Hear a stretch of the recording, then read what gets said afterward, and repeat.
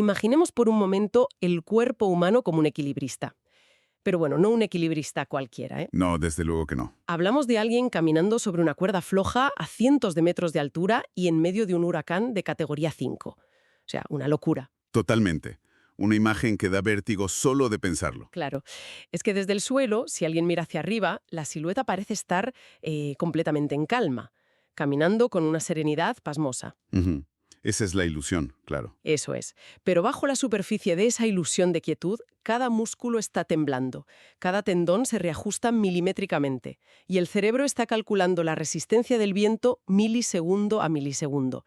Es un trabajo frenético, agotador y todo, absolutamente todo, está diseñado para que desde fuera parezca que no pasa absolutamente nada. Es una analogía visual perfecta, la verdad. Porque tenemos esta tendencia natural a pensar que nuestro interior es, pues, una especie de lago plácido. Un sistema pacífico que simplemente funciona. Ya, como si fuéramos un reloj suizo que no hace ruido. Exacto. Pero la realidad biológica, lo que vemos en el laboratorio, es que somos un campo de batalla súper dinámico. Hay millones de células, órganos enteros, redes neuronales trabajando a un ritmo abrumador simplemente para mantener esa ilusión de equilibrio frente al caos absoluto que supone, bueno, estar vivo en un entorno impredecible. Y precisamente de ese milagro silencioso trata nuestro análisis a fondo de hoy, porque la verdad, yo estoy fascinada con lo que hemos encontrado. Es que da para muchísimo. Para entender cómo funciona todo esto, nos hemos sumergido en una montaña de documentación, concretamente de los artículos y fuentes documentales sobre la homeostasis en Wikipedia, abarcando desde cosas súper técnicas de biología celular hasta teorías climáticas. Sí, sí, porque la idea no es quedarnos en una simple lección de anatomía, ¿eh? Para nada. El objetivo de este análisis es ver cómo este principio biológico rige cosas cotidianas, desde la fiebre que te da cuando pillas un virus en invierno hasta la forma en que tomamos las curvas conduciendo en coche. Ujú. La psicología del riesgo. Exacto. Llegando incluso a una teoría alucinante que plantea que el propio planeta Tierra es una especie de organismo vivo que se autorregula. Pero a ver, para llegar a ese nivel planetario y entender la magnitud del tema, primero hay que mirar la maquinaria más básica, el origen de todo esto. Claro, vamos a desgranar esto desde el principio, empezando por la palabra en sí. Pues mira, la palabra homeostasis nos da una pista un poco engañosa, la verdad. Viene del griego homoeos, que significa similar, y stasis, que es mantenerse quieto. Mantenerse quieto, ya. Que es justo lo contrario de lo que acabamos de decir del equilibrista, claro. Eso es. Históricamente, este concepto lo empezó a describir un fisiólogo francés, Claude Bernard, allá por 1849. Él hablaba del medio interno. Luego, Walter Bradford Cannon acuñó ya el término oficial en 1926. Vale, o sea que llevamos casi 100 años usando esta palabra oficialmente. Ajá. Pero fíjate en un detalle histórico brutal de 1932. Otro fisiólogo, Joseph Barcroft, planteó algo que cambia la perspectiva. Dijo que toda esta inmensa red de sistemas que tenemos existe con un único propósito primordial. Y ese propósito es servir al cerebro. Espera, espera. ¿Me estás diciendo que el resto del cuerpo, el corazón, los pulmones, los huesos, todo eso son simplemente sirvientes para que la materia gris esté tranquila? Básicamente sí. Es que el cerebro es increíblemente exigente y muy frágil. Ostras. Si la temperatura o la acidez de la sangre varían un poquito más de la cuenta, las neuronas dejan de funcionar.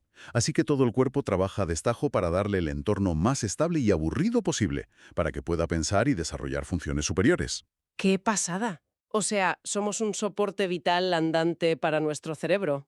Exactamente. Y lo hace mediante un mecanismo universal, que tiene tres piezas clave. Primero necesitas un receptor, un sensor que mida cómo están las cosas. Por ejemplo, termorreceptores en la piel. Vale, los sensores que dicen hace frío o hace calor. Eso es. Segundo, tienes un centro de control, normalmente metido en el cerebro, que es el que sabe cuáles son los límites aceptables. Y tercero, un efector. El que hace el trabajo sucio. Claro, el músculo o la glándula que ejecuta la acción para corregir el problema. Todo esto funciona mediante lo que llamamos retroalimentación negativa. A ver, para que quienes nos escuchan lo visualicen bien. Esto es como la domótica de una casa inteligente, ¿no? Tal cual. Tienes el termostato en la pared midiendo los grados. Ese es el receptor. Si hace un calor insoportable, el termostato, que también hace de centro de control, manda la orden al aire acondicionado. Que sería el efector en este caso. Exacto, el efector empieza a expulsar aire frío y cuando la temperatura baja al nivel que le has marcado, el termostato corta la señal.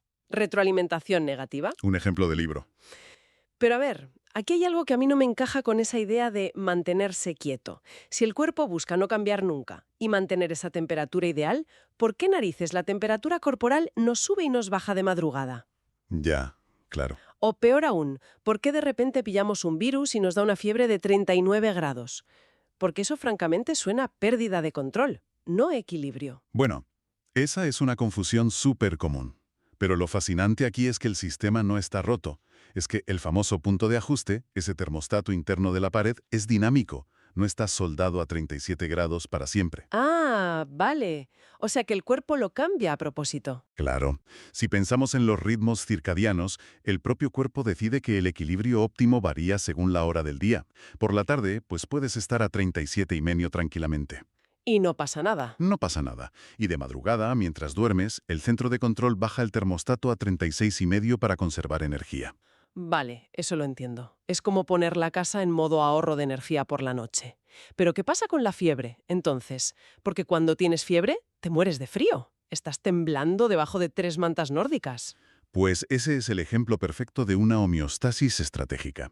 Mira, cuando entra un virus, tu sistema inmunológico libera unas sustancias. Esas sustancias viajan al hipotálamo, que es nuestro centro de control térmico en el cerebro. El termostato. 37 a, digamos, 39 grados. ¿Por qué? Pues porque esa temperatura, los virus se reproducen mucho peor. ¡Ostras! O sea que es una táctica de guerra. Totalmente. Pero claro, ¿qué ocurre en ese momento en tu cuerpo? Tu sangre sigue estando a 37 grados físicos, pero tu cerebro ahora dice que lo normal y lo que quiere son 39. Ah, amigo. Por eso tiritamos. Exacto. El cerebro entra en pánico y dice, que nos estamos congelando, estamos a 37 y deberíamos estar a 39, y manda la orden inmediata a los músculos de temblar. Para generar calor por fricción, básicamente. Eso es.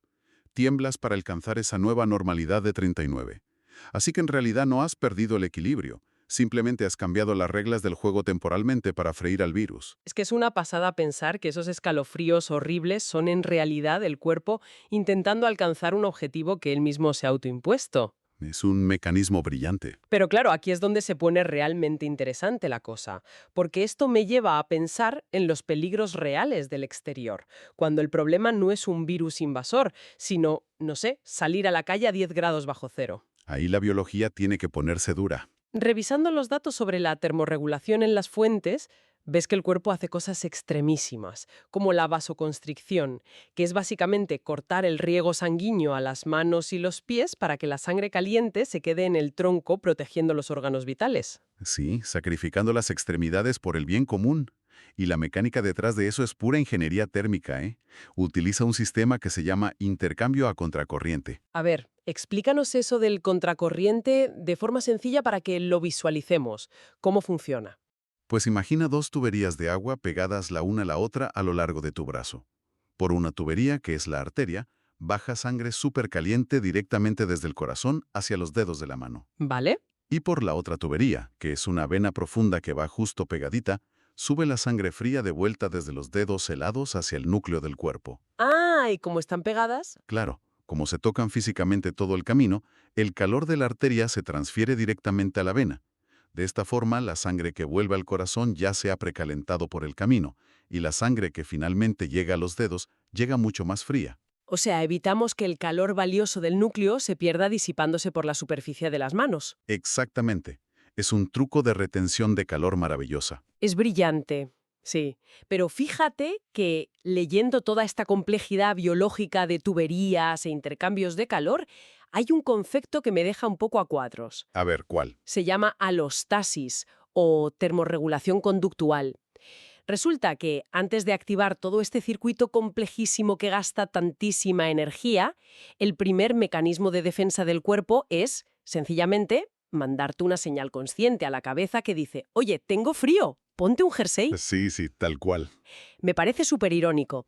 Después de millones de años de evolución y de redes neuronales perfectas, nuestra mejor defensa biológica sigue siendo buscar un trozo de lana y ponérnoslo por encima. Si conectamos esto con el panorama general, tiene todo el sentido evolutivo del mundo, porque la fisiología tiene unos límites muy duros y sobre todo es energéticamente carísima. Ya, temblar cansa muchísimo. Cansa una barbaridad, consume unas calorías brutales. Además, por mucha vasoconstricción y por mucho contracorriente que hagas, si estás a 20 grados bajo cero, desnudo en la nieve, la biología va a perder la batalla sí o sí en cuestión de minutos. Te congelas y punto. Exacto. Por eso, el comportamiento, la acción consciente de buscar refugio, encender un fuego o abrigarse, tiene prioridad absoluta. Es un atajo inmensamente más barato en calorías y más efectivo. La biología interna es solo la red de seguridad de último recurso cuando no encuentras una cueva cerca. Claro, el último cartucho. Y hablando de redes de seguridad vitales, la gestión del oxígeno me parece de las cosas más sorprendentes del documento. Hoy sí, el tema de la altitud. Porque uno pensaría automáticamente, por pura lógica, que los pulmones son los grandes jefes que controlan la respiración y el oxígeno, ¿no? Sería lo lógico. Al fin y al cabo son los que respiran. Pues no. Resulta que son los riñones. Los riñones son los que toman las decisiones realmente importantes sobre la falta crónica de oxígeno. Y tiene su lógica mecánica si miras la anatomía del cuerpo. A ver, los riñones son pequeños, pero reciben en torno al 20% de todo el flujo sanguíneo que bombea el corazón en cada latido. Ostras, el 20% es una barbaridad para un órgano tan pequeño. Es muchísimo. Por eso son la estación de peaje perfecta para analizar la calidad de la sangre. Si los riñones detectan que hay poco oxígeno circulando, no le dicen a los pulmones «respira más rápido o de forma permanente». Eso agotaría los músculos respiratorios. Claro, no puedes vivir jadeando semanas enteras. Imposible. Lo que hacen los riñones es segregar una hormona llamada eritropoyetina, la conocidísima EPO. Hombre, la EPO, la misma que usan algunos ciclistas para hacer trampa en el Tour, claro. Esa misma. Es un dopaje basado en forzar nuestra homeostasis. La EPO viaja por la sangre hasta la médula ósea, en el interior de tus huesos, y le da una orden directa. Fabricad más glóbulos rojos, chicos. Porque más glóbulos rojos significa que tienes más vehículos, por así decirlo, para transportar el poco oxígeno que haya. Exacto. Es una adaptación brillante. Y es la razón por la que los atletas de élite se van a entrenar a gran altitud, a las montañas. Quieren forzar al riñón a que pase un poquito de hipoxia, para generar esta adaptación de forma natural, y luego tener ventaja a nivel del mar. ¡Qué barbaridad! Pero bueno, la respiración también tiene unas trampas a corto plazo que son alucinantes. Y el documento menciona a los apneístas, los freedivers. Esos son un caso aparte. Esta gente que baja a pulmón libre a decenas de metros de profundidad y logran aguantar la respiración unos tiempos absurdos que parecen inhumanos. Y lo logran básicamente engañando a su propia homeostasis. Porque el cuerpo humano no mide realmente el oxígeno para decidir cuándo hacerte jadear, ¿verdad? Mide otra cosa. Exacto. Mide la acidez, el dióxido de carbono. Explícanos eso, porque rompe muchos esquemas. A ver, cuando tú quemas energía, produces dióxido de carbono. Ese gas se disuelve en la sangre y en el líquido cefalorraquídeo, que es el líquido que baña tu cerebro. Al disolverse se convierte en ácido carbónico. Vale, el líquido se vuelve más ácido. Eso es. Y en el cerebro tenemos unos quimiorreceptores, unos sensores químicos, que son extremadamente sensibles a ese nivel de acidez. Cuando el ácido sube un poco, el cerebro hace saltar la alarma de inmediato, activa el diafragma y te obliga a tomar aire. Te obliga. Es un acto reflejo, no puedes evitarlo. No puedes. Pero los apneístas lo que hacen es entrenar durante años y años para que su cerebro tolere unos niveles de acidez altísimos sin disparar la alarma de pánico. Literalmente aprenden a ignorar el claxon ensordecedor del centro de control. Es una lucha brutal de la pura voluntad consciente contra la biología más básica. Totalmente. Pero bueno, todas estas adaptaciones de las que hemos hablado, de temperatura o de oxígeno, ocurren en cuestión de segundos o de días en el caso de la altitud, donde la homeostasis se vuelve, yo diría que un trabajo de contabilidad implacable es con los nutrientes químicos. Uf, ahí es milimétrico. Es que vamos a ver los órganos como si fueran las bóvedas acorazadas de un banco suizo. El manejo del calcio, por ejemplo, leyendo las fuentes ves que es de un rigor casi dictatorial. Y más vale que lo sea, porque una simple bajadita de los niveles de calcio en sangre te puede provocar unos espasmos musculares masivos. O peor, detener el corazón en cuestión de minutos. El calcio no es solo la argamasa de los huesos, ¿eh? Es el interruptor químico que permite que cada músculo se contraiga y que cada neurona dispare su señal. Vale, o sea que es fundamental para que el sistema eléctrico funcione. Vital. Así que tienes a la glándula paratiroidea, que está en el cuello, vigilando ese nivel en sangre constantemente. Como un halcón. Si detecta la más mínima bajada, libera la hormona paratiroidea, la PTH. ¿Y qué hace esa hormona exactamente? Pues actúa como el director del banco cuando ordena abrir la cámara acorazada de emergencia. Va a los huesos y, literalmente, disuelve, destruye un poquito de tejido óseo para soltar ese calcio a la sangre y salvarte la vida. ¡Ostras! Destruye tu propio esqueleto para cuadrar las cuentas en la sangre. Y si hay exceso de calcio, entonces la glándula tiroides hace justo lo contrario, ¿no? Exacto. Saca la calcitonina, que recoge ese calcio que sobra flotando por ahí y lo deposita de vuelta en el banco, en el hueso. Es que para entender la magnitud de este malabarismo, hay un dato en las fuentes que me dejó helada. Resulta que tenemos alrededor de 1 kilo entero de calcio almacenado en el esqueleto. 1 kilo. Ujú. Pero flotando libremente en el plasma sanguíneo apenas hay unos 180 miligramos. O sea, una cantidad minúscula y ridícula que el cuerpo defiende a capa y espada frente a un almacén gigantesco. Es un desequilibrio de reservas brutal. Y vemos ese mismo rigor con la energía pura, con la glucosa. El azúcar en sangre. Ahí es el páncreas el que tiene 2 ejércitos celulares. Las células beta y las alfa, ¿no? Células beta liberan insulina que funciona como la llave que abre la puerta de las células musculares y adiposas. Si sobra azúcar después de comer, la insulina abre la puerta y lo guarda en forma de grasa o de glucógeno. ¿Para el futuro? Claro. Y cuando el azúcar baja peligrosamente entre comidas, entra el otro ejército. Las células alfa sacan el glucagón, que hace exactamente el proceso inverso. Rompe esas despensas de glucógeno para liberar energía rápida al torrente sanguíneo. Vale, pues aquí, llegados a este punto, es donde entra mi gran duda con todo este tema. A ver, dispara. Si el cuerpo humano es tan espectacularmente preciso, manejando apenas 180 miligramos de calcio, o nivelando el azúcar en cuestión de minutos con esos ejércitos de hormonas, entonces, ¿qué significa todo esto para nuestro peso? ¿Por qué somos un absoluto desastre regulando las calorías a medio plazo? El gran drama humano. Es que, fíjate, se menciona un estudio de 2019 que demuestra que la homeostasis humana es incapaz de corregir los famosos errores energéticos. Es decir, si el fin de semana yo me como 3 pizzas enteras y me meto 3000 calorías de más, el cuerpo no coge el lunes y me quita el hambre matemáticamente para compensar ese exceso y quedarme a cero. ¿Qué va? Parece un fallo de diseño garrafal para una maquinaria que se supone que es tan perfecta. Reconozco que es una pregunta buenísima. Y es una contradicción que ha traído de cabeza a los biólogos. Pero la respuesta, según los investigadores, está en nuestro pasado evolutivo. Este sistema tan complejo no se diseñó en un mundo lleno de supermercados abiertos las 24 horas. Ya, claro. Se forjó en la sabana africana bajo la amenaza constante de morir de hambre. Así que las hormonas que controlan nuestro balance energético, como la grelina que te provoca el hambre y la leptina que te manda la señal de saciedad, funcionan de forma totalmente asimétrica. ¿Asimétrica en qué sentido? Pues que reaccionan con muchísima violencia ante la falta de comida, porque en la naturaleza eso es una amenaza inminente de muerte. Si no comes, el cuerpo entra en pánico y dispara el hambre a niveles insoportables. Claro, te obliga a buscar comida desesperadamente. Pero, y aquí está el truco, si comes de más, como con esas 3 pizzas del fin de semana, el centro de control no lo registra como un error peligroso que deba compensarse quitándote el hambre el lunes. ¿Y cómo lo registra? Lo registra como un golpe de suerte tremendo. El cuerpo piensa, fantástico, sobra energía, vamos a almacenar todo este exceso como grasa, porque seguro, segurísimo, que la semana que viene una hambruna o un invierno súper duro. Madre mía, o sea que el cuerpo nos está saboteando la dieta constantemente. Totalmente. Para tu homeostasis, quemar esa grasa acumulada es un fracaso biológico. Es como quemar los billetes del banco para calentarte. Es perder tus ahorros vitales. Así que no te va a ayudar a perder peso de forma natural. Prioriza sobrevivir hoy sobre tener un peso sano mañana. ¡Qué barbaridad! Pero precisamente porque hay reglas tan sumamente estrictas sobre cómo funciona todo este entramado hormonal, llega un momento en que las piezas fallan, y fallan irremediablemente. tenemos que hablar de qué ocurre cuando la maquinaria colapsa.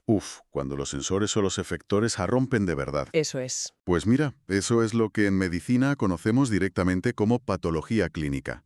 El ejemplo clásico, tristemente común, es la diabetes tipo 1. Que es un fallo de los efectores del páncreas, ¿verdad? Exacto. Es una destrucción del componente efector. El sistema inmunitario del propio paciente, por error, ataca y destruye por completo esas células beta del páncreas que mencionábamos antes. Las de la insulina. Eso es. De repente, ya no hay insulina.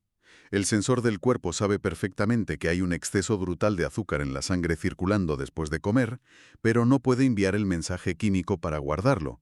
El bucle de retroalimentación negativa se ha cortado en seco. Y el azúcar se queda ahí, atascado en la sangre. Se acumula a niveles que son tóxicos, destruyendo poco a poco los vasos sanguíneos, los nervios, los riñones.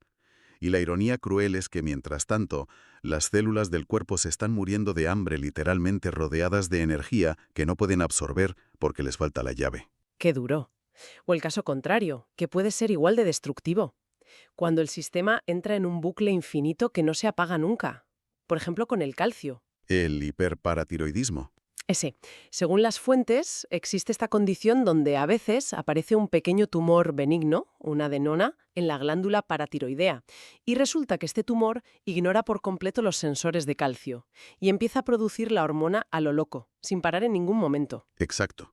Es como si al director del banco que decíamos antes se volviera completamente loco y empezara a gritar por megafonía que vacíen la cámara acorazada, aunque los bolsillos y las cuentas estén a rebosar. Claro, el cuerpo es engañado sistemáticamente.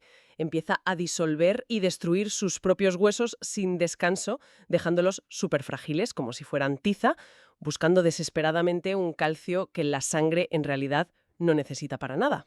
Y fíjate que este deterioro progresivo de las piezas del sistema nos lleva a redefinir una cosa clave: el envejecimiento. Ah, sí. Esto me pareció súper revelador. Es que, fisiológicamente hablando, envejecer no se describe en las fuentes médicas como el simple hecho de contraer enfermedades aleatorias con los años. Envejecer es, en esencia, la reducción gradual de la eficiencia de todos estos sistemas de control homeostático. Van perdiendo sensibilidad. Eso es. Tus termorreceptores reaccionan mucho más lento al frío en invierno. Tu páncreas tarda un pelín más en segregar la cantidad justa de insulina. De repente, el entorno interno se vuelve cada vez más inestable y el margen de error del sistema se reduce muchísimo. Y para sobrevivir a esa pérdida general de eficacia constante, el cuerpo humano tira de un recurso que llaman compensación homeostática, ¿no? Ajá, así lo llaman. Es decir, si un riñón no está filtrando bien por la edad, pues el corazón tiene que latir con un poco más de fuerza para bombear más sangre y compensar el trabajo sucio que el otro no hace. Exactamente. Se cubren las espaldas entre órganos. Yo lo pensaba leyendo esto y me imaginaba que todo el sistema biológico es como una gran estructura de palos sujeta por docenas de gomas elásticas. Me gusta la analogía. A ver, pues con los años, algunas de esas gomas elásticas se dan de sí, pierden fuerza o directamente se rompen. Y claro, para que toda la estructura no se venga abajo, el cuerpo coge y tensa al máximo las gomas que todavía quedan sanas. Y tú, viéndolo desde fuera, el equilibrista se ve estupendamente. El paciente sigue haciendo su vida normal, va a comprar el pan, pasea. Sí, no aparenta estar enfermo. Pero claro, un buen día de enero, la persona atrapa un virus respiratorio estacional cualquiera, un factor menor. Y ese virus aplica, digamos, un solo milímetro de tensión adicional a la estructura. Y ¡pam! Esa goma vieja que estaba súper sobretensada se parte de golpe. Y todo el sistema colapsa de la noche a la mañana. Es que es una analogía impecable, porque esto ilustra una tragedia médica muy común en geriatría. Esto es lo que explica perfectamente lo que los médicos llaman un fallo en cascada. Claro, por eso vemos casos de gente mayor donde una cosa lleva a la otra tan rápido. Totalmente, explica por qué una simple y rutinaria infección de orina en un anciano puede provocar repentinamente un fallo cardíaco, un fallo renal severo o un episodio de delirio mental agudo en cuestión de horas. ¡Qué barbaridad! La reserva homeostática estaba ya totalmente agotada. Todo el mundo, incluida la familia, pensaba que el paciente estaba sano porque la compensación lo enmascaraba muy bien. Pero el sistema estaba operando literalmente al 1% de su margen. Y cuando la ilusión de la quietud desaparece, pues lo hace de golpe. Es aterrador pensar lo frágiles que pueden llegar a ser estas dinámicas bajo la superficie cuando envejecemos. Sí, da mucho respeto. Pero, ¿sabes qué es lo más curioso de todo esto? Que aun sabiendo cómo funciona y lo frágil que es, los seres humanos hemos decidido copiar exactamente este mismo principio biológico para construir nuestro mundo artificial, empezando por nuestras máquinas y nuestra tecnología. Ah, sí, es que el concepto es demasiado útil como para no copiarlo. En 1788, James Watt, el pionero de la revolución industrial, diseñó un aparato llamado el regulador centrífugo para sus máquinas de vapor, y era un mecanismo puramente físico de retroalimentación negativa. Sí, con las bolas de metal. Exacto. Si la máquina giraba demasiado rápido y había peligro, unas bolas de metal se elevaban por la fuerza centrífuga y cerraban automáticamente la válvula de vapor para frenarla. Y si iba muy lenta, las bolas caían y abrían la válvula. Puro equilibrio mecánico. Y fíjate que hoy tenemos versiones modernas de eso mismo por todas partes. El control de crucero de los coches, por ejemplo. Claro. O los termostatos inteligentes de los que hablábamos. Pero donde a mí realmente me explota la cabeza y donde las fuentes se ponen interesantísimas es cuando aplicamos la homeostasis no a las máquinas, sino al comportamiento y a la psicología del riesgo. La homeostasis del riesgo. Esa misma. Es un concepto apasionante de la psicología y la actuaria que trae de cabeza a los diseñadores de seguridad y a las aseguradoras. Cuéntanos de qué va la teoría, porque es muy chocante. La premisa básica es que los seres humanos tenemos una especie de punto de ajuste, como el termostato, pero subconsciente, para el nivel de peligro con el que nos sentimos cómodos. No buscamos que el riesgo sea cero en nuestra vida diaria, buscamos un nivel de riesgo objetivo. Vale. Y aquí viene el problema. Si introducimos una tecnología que nos hace sentir mucho más seguros, inconscientemente cambiamos nuestro comportamiento y asumimos más peligros para volver a alcanzar ese nivel de riesgo inicial. El ejemplo clásico que siempre surge en los artículos son los frenos ABS en los coches, ¿verdad? Ese es el ejemplo rey de esta teoría. En teoría, tú le instalas a los coches mejores frenos, que no se bloquean y que frenan en menos metros sobre asfalto mojado. Lo lógico sería que las estadísticas de accidentes en condiciones de lluvia bajaran en picado.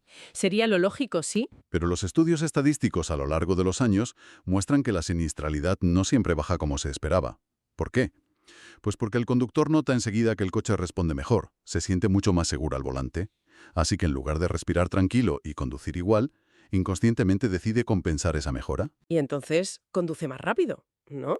Conduce más rápido con lluvia, deja menos distancia de seguridad o frena mucho más tarde en las curvas porque siente que los límites del peligro se han ampliado. O sea, para que nos entendamos, es como si tú vas al circo, volviendo al equilibrista, A ver, y le pones al equilibrista una red de seguridad 10 veces más gruesa, súper resistente debajo de la cuerda. El tipo mira para abajo y no dice, ¡ay, qué bien, voy a caminar súper relajado y seguro! no, ¿qué va? Lo que hace es decidir que, oye, ahora es el momento ideal para intentar el triple salto mortal con los ojos vendados, porque total, hay red de sobra. Exactamente eso. Aumentamos nuestra propia peligrosidad comportamental para mantener constante esa sensación interna de que estamos asumiendo riesgos. Es muy fuerte cómo funciona nuestra cabeza. Y esto plantea un dilema importantísimo, un dilema real. Cuando pasamos de hablar del comportamiento de un solo conductor a mirar la escala de toda la humanidad y el planeta entero. ¡Ay, madre! Escala planetaria. Porque piénsalo, si la humanidad en su conjunto funciona bajo la homeostasis del riesgo, empujando constantemente los límites tecnológicos, asumiendo más riesgos industriales y ambientales porque nos sentimos súper protegidos por nuestro propio progreso, ¿hasta dónde podemos estirar la goma elástica sin que se rompa? Claro, el fallo en cascada, pero a nivel global. Y aquí es donde las fuentes enlazan directamente con una de las teorías más fascinantes de la ecología, la hipótesis de Gaia. La gran teoría de James Lovelock. Es monumental. Esta hipótesis, formulada en los años 70, propone que toda la biosfera, todo el planeta Tierra entero, no es solo una roca inerte con cosas vivas correteando por encima. No, plantea que actúa en tu conjunto como un superorganismo vivo, un organismo homeostático gigantesco. Que se autorregula, ¿no? Que regula su temperatura y la composición de su atmósfera para mantener las condiciones idóneas para que la vida siga existiendo. Y hay un ejemplo muy poético en los textos sobre cómo ocurre este mecanismo en la realidad, en el océano, con el fitoplancton. Sí, es un mecanismo de retroalimentación negativa a escala global precioso. Mira, el fitoplancton de la superficie del mar reacciona al exceso de calor. Cuando hay demasiada radiación solar y el océano se calienta más de la cuenta, este plancton microscópico empieza a proliferar masivamente. Hay floraciones inmensas. ¿Vale? ¿Florecen por el sol? Eso es. Y al hacerlo, como subproducto de su metabolismo, estas algas liberan un gas. Se llama sulfuro de dimetilo, o DMS. Ese gas asciende hacia la atmósfera, y sus partículas microscópicas actúan como núcleos de condensación. Es decir, que atraen el vapor de agua. Efecto, atraen el vapor y facilitan la formación de nubes súper espesas sobre el océano. Y claro, esas nubes actúan como una inmensa sombrilla blanca que refleja la luz del sol de vuelta al espacio exterior, como un espejo. Ese es el truco. Al haber menos radiación solar penetrando, el planeta entero se enfría un poco. Al enfriarse el agua, el plancton deja de reproducirse tan rápido, la emisión de gas cae, las nubes se disipan y el ciclo se cierra perfectamente. O sea, es exactamente el mismo termostato que el del hipotálamo humano, sudando para bajar la temperatura, pero usando nubes y algas a escala continental. Es increíble. Es un mecanismo maravilloso que ha funcionado durante milenios. Debería seguir siéndolo. Pero, y aquí viene el problema que señalan los climatólogos actuales. Estamos observando cómo se rompe en directo. Ya, es que las fuentes señalan una vulnerabilidad gravísima en esto, porque la causa principal de que falle es la alteración demasiado rápida de los límites del sistema. Y hablan de un concepto que se llama estratificación de las aguas. A ver, explícanos esa estratificación, porque parece ser la clave de que el termostato de Gaia se esté averiando. Pues es pura física térmica. El calentamiento global actual ha elevado tanto y tan rápido la temperatura de la superficie de los océanos que el agua se ha estratificado. Es decir, se ha separado en capas muy marcadas. El agua muy caliente pesa menos, así que se queda flotando por encima del agua fría profunda, como si fuera aceite sobre agua. Vale, no se mezclan. Ese es el drama. Cuando la diferencia de temperatura es extrema, las capas no se mezclan en absoluto. Entonces, esa capa de agua cálida de arriba ya no recibe las corrientes ascendentes de agua fría desde las profundidades del mar. Y esas corrientes profundas son las que traen los minerales y nutrientes esenciales que sirven de abono. Ah, claro. O sea que, como el agua caliente hace de tapón, la comida no sube. Exactamente. Como resultado directo, ese fitoplancton de la superficie, que se suponía que debía salvarnos creando nubes, literalmente se muere de hambre en masa. En las últimas décadas, los satélites han medido que la biomasa global de plancton ha caído drásticamente. Y el efecto dominó es evidente. Menos plancton significa menos gas sulfuro de dimetilo, lo que significa menos nubes reflectantes, lo cual lleva a... Más calentamiento todavía, un bucle de retroalimentación, pero esta vez positiva. y destructiva. El ciclo que enfriaba la Tierra de forma natural se ha atrofiado porque hemos empujado al sistema muy por fuera de su rango de compensación homeostática. Hemos roto la goma elástica. Volvemos otra vez a la imagen inicial del equilibrista, ¿no? Solo que ahora el que está subido en la cuerda floja a punto de caer es el planeta Tierra entero. Y el huracán, francamente, se vuelve más violento por momentos. Sí, la red de seguridad empieza a tener agujeros preocupantes. Yo creo que si hay una lección fundamental que podemos extraer detrás de todos estos datos, y de repasar desde una simple célula hasta el clima, es que el equilibrio, la homeostasis, no es nunca pasividad. Nunca. No, en absoluto. No es sentarse en un sofá, relajarse y no cambiar. Es un baile constante, es frenético y a veces es un proceso súper brutal para sostener la estructura.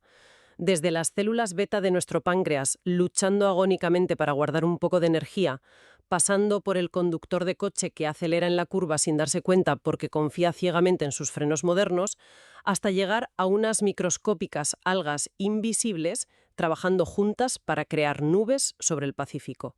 Todo, absolutamente todo lo vivo, está atado por esa necesidad desesperada de mantenerse a flote y no colapsar. Y comprender los engranajes de toda esta inmensa maquinaria nos da una perspectiva completamente distinta del mundo, la verdad.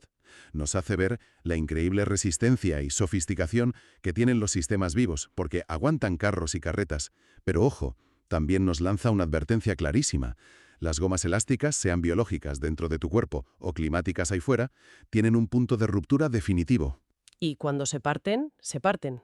Y el colapso, como veíamos en geriatría o en la ecología, suele ser abrupto y sin avisos previos. Pues mira, para cerrar hoy, y aprovechando que hemos tocado la biología, la tecnología y el clima, quiero proponer a quienes nos escuchan una reflexión que se asoma entre líneas a través de todas estas fuentes. Una idea que se mete de lleno ya en la sociología humana. Uy, a ver. ¡Qué giro! Pensemos en esto. Si nuestras células, nuestras máquinas y nuestro propio planeta buscan y necesitan equilibrar tensiones extremas constantemente para no destruirse, ¿no operan las sociedades humanas exactamente igual? Ujú. El cuerpo social. Claro, los sociólogos dicen que tratamos siempre de equilibrar los derechos individuales con el bien común, las libertades absolutas con las normas restrictivas para que haya paz. Si resulta que nuestra cultura también tiene un termostato interno buscando sobrevivir, quizá deberíamos preguntarnos si los grandes conflictos sociales de la historia no son accidentes. Las huelgas masivas, las protestas, las grandes revoluciones ciudadanas. Te sigo. No son errores del sistema. Exacto. Y si son pura y duramente la fiebre de nuestra sociedad, un reseteo brusco, violento y puramente temporal de nuestro termostato cultural, que está diseñado específicamente por el cuerpo social para quemar y combatir una infección profunda de desigualdad o injusticia que amenazaba con matarnos a todos. Uf.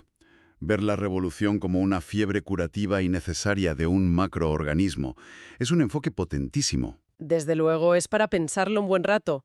Y con esa idea en el aire, nos despedimos. Muchísimas gracias por acompañarnos hoy en este análisis a fondo sobre los misterios del equilibrio. Esperamos que esa mente curiosa que tenéis siga siendo siempre vuestra mejor herramienta para buscar vuestro propio punto de ajuste. Hasta la próxima.